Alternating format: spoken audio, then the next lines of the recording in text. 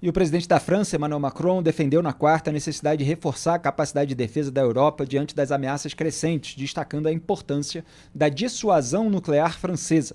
Em discurso, ele afirmou que a segurança do continente europeu está diretamente ameaçada pela guerra na Ucrânia e enfatizou que os países europeus precisam estar preparados para se defender sem depender dos Estados Unidos.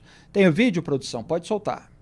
La Russie a déjà fait du conflit ukrainien un conflit mondial. Elle a mobilisé sur notre continent des soldats nord-coréens, des équipements iraniens, tout en aidant ces pays à s'armer davantage. La Russie du président Poutine viole nos frontières pour assassiner des opposants, manipule les élections en Roumanie, en Moldavie.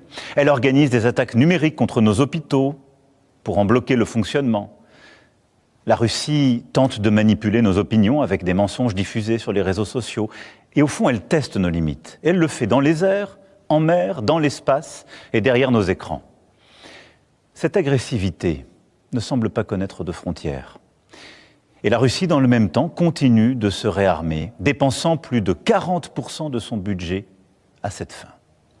D'ici 2030, elle prévoit d'encore accroître son armée, d'avoir 300 000 soldats supplémentaires, 3 000 chars, 300 avions de chasse de plus. Qui peut donc croire, dans ce contexte, que la Russie d'aujourd'hui s'arrêtera à l'Ukraine? La Russie est devenue, au moment où je vous parle et pour les années à venir, une menace pour la France et pour l'Europe. Aliás, o Macron falou ali que o Putin ele viola as nossas fronteiras para assassinar opositores. É uma referência indireta ao envenenamento do Alexei Navalny na Alemanha, que foi atribuído à ditadura russa, obviamente. Depois, o Navalny quis voltar para a Rússia para lutar. Ele sabia de todos os riscos, evidentemente, mas não quis fugir à luta pela pátria. Acabou preso e morreu lá congelado e com, enfim, uma série de outros elementos sórdidos numa prisão no Círculo Polar Ártico,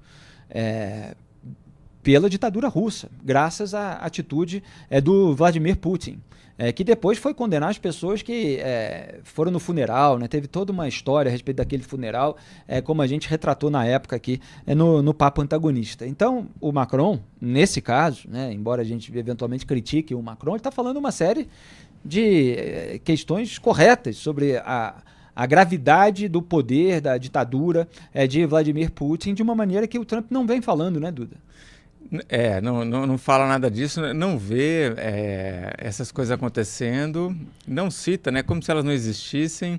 Você citou o Navalny, também teve o Litvinenko, alguns ex-espiões russos, ex-oligarcas russos que antes colaboravam com Putin, também foram envenenados no Reino Unido.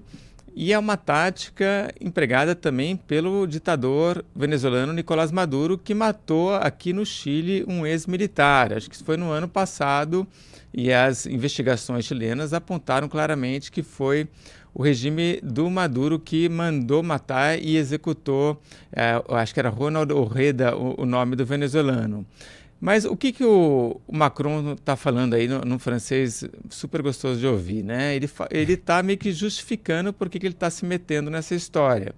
Então, olha, eu sou mais um país que estou entrando nisso daí, estou preocupado com isso. A Rússia já envolveu outros países, então eu também posso entrar, né? A Rússia botou a Coreia do Norte nessa história, botou o Irã também nessa história, fornecendo drones. E a gente já é uma vítima da Rússia, o que também é um fato, né? Essa campanha também de desinformação que a Rússia faz afeta todos os países do mundo, afeta o Brasil também, né? Eles estavam aqui criticando, atacando a eficiência das vacinas americanas contra a Covid, né? A Rússia também tem blogueiros, financia grupos aqui no Brasil. Exato. Então, o que o Macron está dizendo ali, olha, eu também estou sendo vítima, então eu posso tomar decisões a respeito dessa guerra.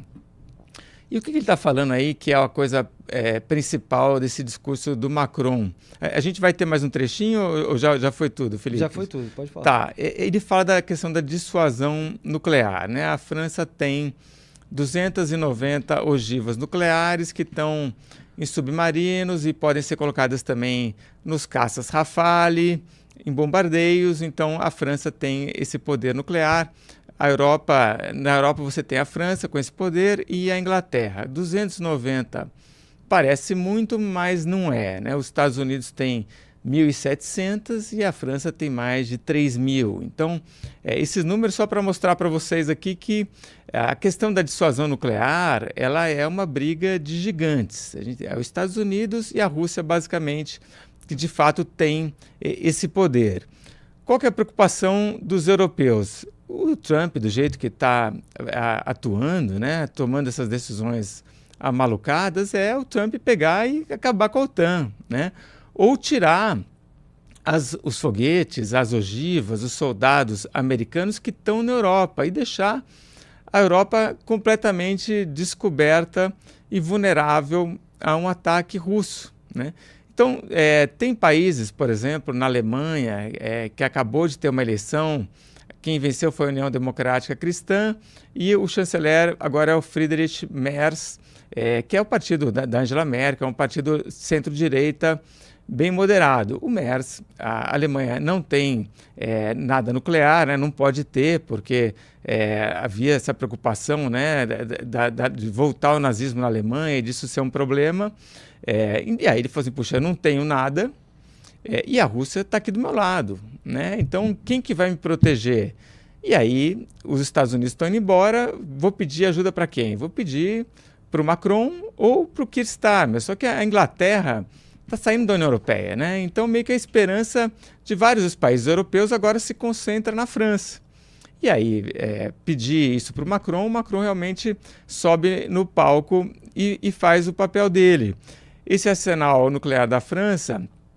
já se cogitou no passado de a França compartilhar isso com o resto da OTAN ou com a União Europeia. A França nunca fez isso, ela sempre manteve esse arsenal nas mãos da França, mas agora a França está meio que oferecendo, olha, amigos europeus, se precisar, vocês contam com a gente, né? Então, é possível que a gente veja, de repente, algum armamento nuclear francês indo para algum outro país, para a Alemanha ou para algum outro, ou mais um intercâmbio militar entre esses países, mas tudo porque tem uma preocupação enorme hoje com a Rússia, né? A Rússia tem dado aí várias indicações que pode não parar na Ucrânia e a Europa realmente está super nervosa com isso.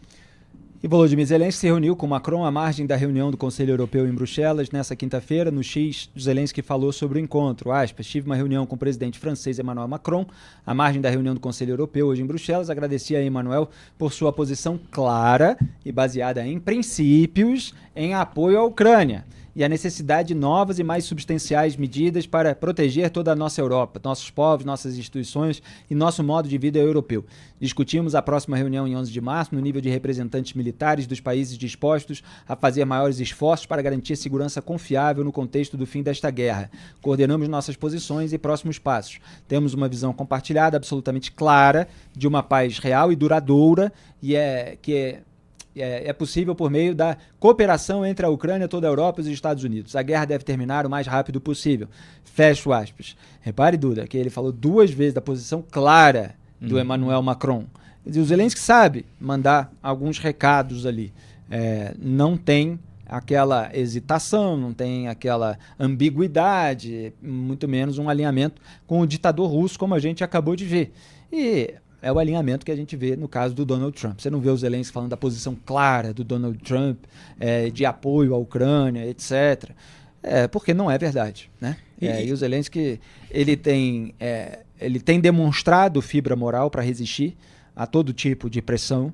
As pessoas que demonstram fibra moral para resistir às pessoas que são abusivas, as pessoas que têm um oportunismo financeiro, político, ideológico, etc., elas, em geral, são alvos desse tipo de ataque.